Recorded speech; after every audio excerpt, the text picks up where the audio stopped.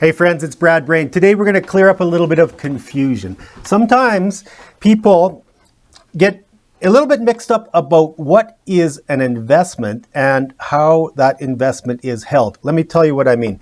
Sometimes people will think that a mutual fund is a registered retirement savings plan. Or they might think a GIC is a tax-free savings account. And that's not quite right. So what we want to do is distinguish between the product and how you hold the product, or in other words, how the product is taxed. Let me show you. Let's say this box is a tax-free savings account. Whoa, dropped the pen.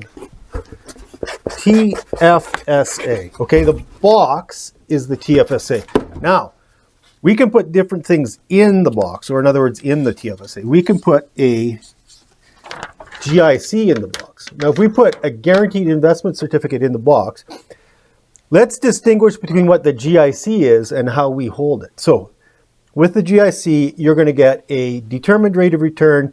Your principal won't go up and down.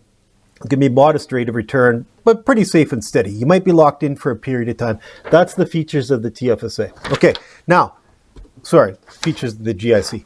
Now, what the TFSA does is this will give you a tax-free growth of your money, tax-free access of your money, but you don't get a tax deduction.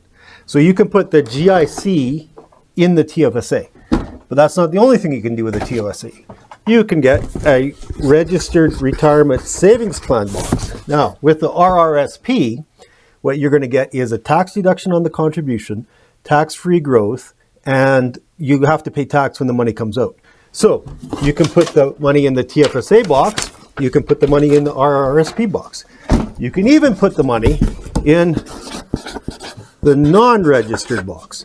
Now, with the non-registered box, you don't have any tax preferences, but you could hold a GIC there too. Okay, now let's just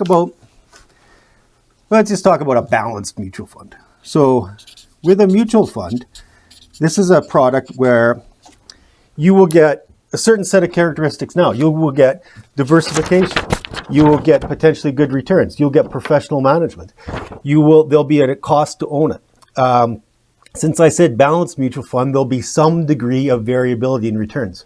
So that's the features of the product. Now, you could take the mutual fund and put that in the TFSA box. Or you can put the mutual fund and put it in the RRSP box. Or you can put it in the non-registered box. So what we're doing now is we're distinguishing the features of the product and how it's taxed. So quick summary, let's say you have this mutual fund. You don't have to only have this in a TFSA, right? You could go with something like a GIC, but let's ignore that for now. You got your mutual fund. You could put the mutual fund in the TFSA box and you'll get no tax deduction to start with, but you get tax sheltered growth, tax-free access.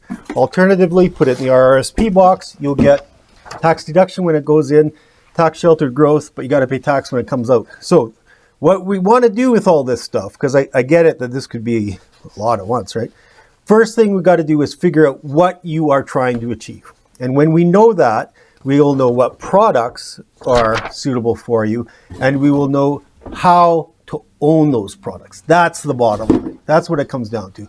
But the point is, let's make sure we distinguish between what you own, the product, and how you own it, the box that it goes into. Hope that helps. If you got any questions or if there's anything we can do for you, I'm Brad Brain. Take care. Stay healthy.